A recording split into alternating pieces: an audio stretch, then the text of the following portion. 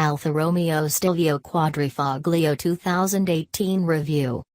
According to its maker, the Alfa Romeo Stelvio Quadrifoglio is the fastest production SUV you can buy. That's a tricky claim to verify, though, because there are so many different ways to interpret that slippery F word. There are SUVs that better 503 bhp Stelvio's 3.8 seconds 0 to 62 miles per hour time, after all, and SUVs that shade its 176 miles per hour top speed. What Alfa Romeo bases that somewhat bold claim on, then, is the Stelvio QV's eye-opening 7 minutes 51.7 seconds Nürburgring lap time, which is an SUV record. It wasn't all that long ago that dedicated sports cars were recording 750-something laps around the Nordschleife. No matter how tired you are of hearing such lap times being flung back and forth, it cannot be denied that a sub-8-minute lap around that place is extremely fast for a high-riding 4x4. Designed and developed by the same team that brought us the rather wonderful Giulia Quadrifoglio Sports Saloon, the high-performance Stelvio is dripping with genuine sports car hardware. Its 2.9-liter twin-turbocharged V6 and 8-speed automatic gearbox are borrowed from the Giulia QV, with specific calibration and ratios, but here drive is sent to the road by Alfa Romeo's Q4 four-wheel drive system. In normal driving, 100% of torque is sent to the rear wheels.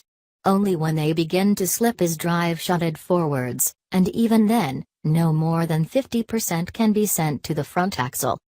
The rear differential incorporates a pair of clutch packs that split torque between the rear wheels. This active torque vectoring makes the Stelvio more nimble, Alfa reckons.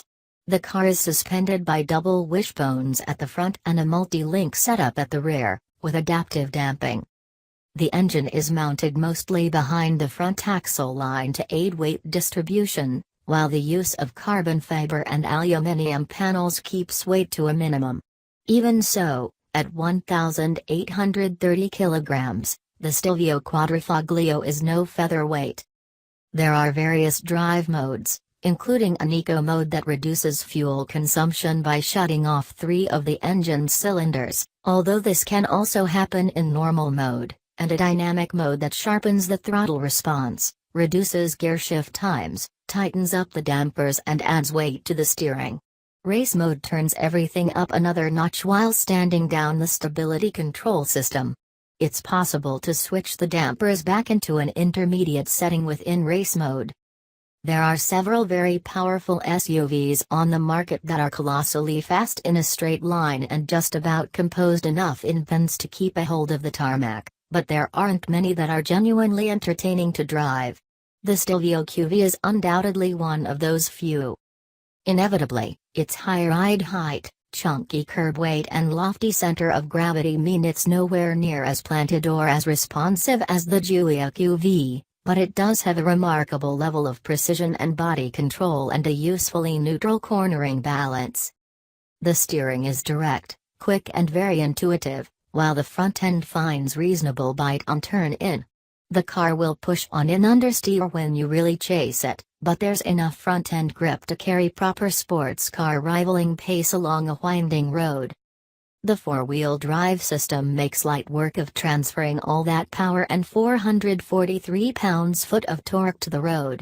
If you're really clumsy with the throttle, you'll make the car slide ever so slightly away from a corner or understeer if you open it too early in the bend, but with a little care, you can hook all 4 tires up perfectly and slingshot the car away from the apex without a hint of waste. There isn't the on-throttle adjustability or playfulness of the Giulia QV, but thanks to the torque vectoring, the Stelvio does have very positive drive and a level of agility that seems at odds with its raised seating position. The chassis is poised enough that you can actually adjust your line slightly mid-corner, whereas many SUVs are stuck to a trajectory the moment you turn into a bend. The Stelvio QV's ride was settled and composed on the very smooth emirati roads of our test drive, but given that chassis engineers often resort to hefty anti-roll bars and plenty of rebound damping, both of which have a habit of knackering ride quality, to make SUVs handle, We'll have to wait and see how well this car deals with a properly challenging British B-road. Alfa's engineers assure us it rides bumps with the same remarkable fluidity as its saloon sister.